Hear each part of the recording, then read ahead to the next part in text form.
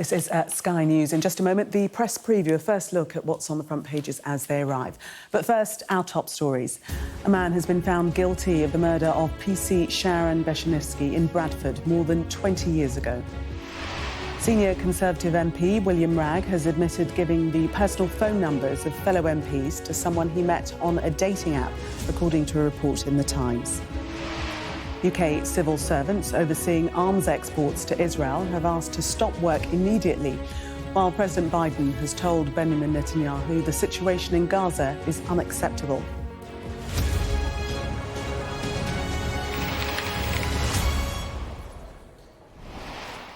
You are watching the press preview. A first look at what's on the front pages as they arrive. It's time to see what's making the headlines with journalist and author Ian Dunt and former Conservative Special Advisor Salma Shah. They'll be with us from now until just before midnight. So let us see what's on some of those front pages for you now. Well, The Guardian leads with President Biden calling for an immediate ceasefire in Gaza, telling Benjamin Netanyahu future US support for Israel will depend on it taking concrete action to protect civilians and aid workers. The Eye says Rishi Sunak is preparing to suspend arms sales to Israel if new legal advice suggests the state has broken international law, as pressure grows to publish the updated guidance. The Mail reports a senior Tory MP has admitted providing the personal numbers of influential Westminster figures caught in a cyber honey trap scandal. The Times says the MP, William Ragg, chairman of a Commons Select Committee, told the paper he handed over the personal phone numbers of colleagues to a man he met on Grindr, a gay dating app. The Metro has coverage of the inquest into the death of soldier Charlie Sawol. Two Chinese state-owned banks hold a crucial role in the future of Thames Water, reports the Financial Times. The Express claims preparations for the first deportations of migrants are being speeded up after Rishi Sunak said he was ready to pull out of the European Court of Human Rights to get planes off the ground. And King Charles has told aides to ramp up plans for his 2-week state visit to Australia after a positive start to his cancer treatment, according to The Sun. And The Star asks, what time is it on the moon? Interesting. A reminder that by scanning the QR code you'll see on screen during the programme, you can check out the front pages of tomorrow's newspapers while you watch us. And we are joined tonight by Ian Dunt and Salma Shah. Welcome again to both of you. Let's start with the front page of The Guardian and following on from this phone call between Biden and Netanyahu. President Biden is demanding a ceasefire in Gaza. Yes, so he's calling for an immediate ceasefire, and this comes very swiftly off the back of aid workers being killed in an Israeli strike. The tone here is really interesting because it's changed significantly from where we started, where Biden was talking about being standing shoulder to shoulder. So this is a significant shift. There have been reports in the US press where actually White House officials have been allowed to brief anonymously frustrations with Israel in the lead up to this phone call. So I think now that the US has spoken, things are going to get a little bit trickier for Netanyahu in Israel, who is also facing calls for an early election from his coalition partners and opposition leader Benny Gantz. So it's certainly creating a lot of pressure and tension at the top of Israeli politics. Ian, do you think that this is a turning point? I mean, we've kind of said this many times before, but do you think that this really is now, with Biden's tone completely changing? The tone is extraordinary. I mean, it's incredibly harsh. And we felt it over the last few months, really, just Biden becoming more and more public and vocal and explicit and clear about his irritation with Netanyahu. Then you suddenly wake up and you read this kind of thing, and you're just like, well, this is quite extraordinarily aggressive and to the point and not really bothering with any of the usual political euphemisms that you might couch this kind of commentary in. Biden has played a pretty cautious game over the course of this. You know, he really went out of his way to stand next to him at the very beginning of this thing and to try to earn himself the right to be heard with the administration, but also with the Israeli people themselves over the course of it. And this feels like increasingly there's this sensation in the White House of just like, well, it hasn't really worked. We haven't actually managed to really moderate, Israel's behaviour in the Gaza Strip in any meaningful way. The one really successful, initiative that America had was really just sending out the boats in the very early days and being, we are going to contain this situation and it is not going to spread. But outside of that, you feel that hugging him close didn't work. So now we're seeing the alternative approach, which is to be much, much more aggressive indeed. I think it's really interesting, though, because the one thing that we all have to realise here and read this through is that we are looking at lots of election years for a lot of administrations. So, not least ours, when we don't know when that is going to be, but, at some point in the next 12 months, we know that the US is having elections. And so a lot of this is motivated, I think, on the Israeli side as well, thinking, well, how long is Biden going to be there? We don't know. And for Biden himself to think about how this is going to play out on the electoral campaign as well. So there is that dimension that I think we have to consider when looking at these stories. As you were saying, Ian, in no uncertain terms, the US have made it clear their direction of travel. A quote here that the President made it clear that the US policy with respect to Gaza will be determined by our assessment of Israel's immediate action on these steps, and that is, the protection of humanitarian aid workers and of civilians. So it really is a turning point in that. If there isn't a change in policy, a visible change, America will change towards Israel. Also, I think, internally in Israel, there's another line that actually The Guardian hasn't highlighted on the front page. It's the point that Biden sort of says, what are you doing about the hostages? Why are we not seeing more of a focus on getting the hostages back? We're expecting to see a completely different approach towards the issue of the hostages. Now, that, in domestic terms in Israel, is the really powerful sort of emotive force in this.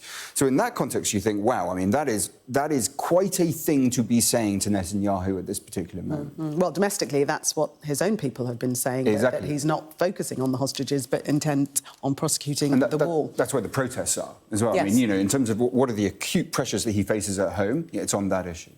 Let's move to the eye, Salma, and Rishi Sunak's handling of this latest incident with the three British humanitarian aid workers being killed in Gaza, and the publishing of this legal advice. Yes, so this is about whether we continue arms sales to Israel. There has been lots of discussion about sort of our level and contribution to Israeli arms, and some people are saying it's around 1%. So we should continue supplying arms because they are an ally in the Middle East.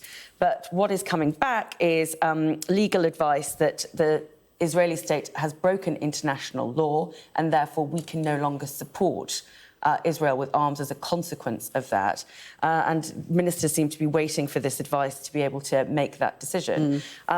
In fact, Ian and I was discussing this earlier. There is precedence for the UK to suspend arms to Israel in 2009 because certain naval military equipment was used in the Gaza Strip.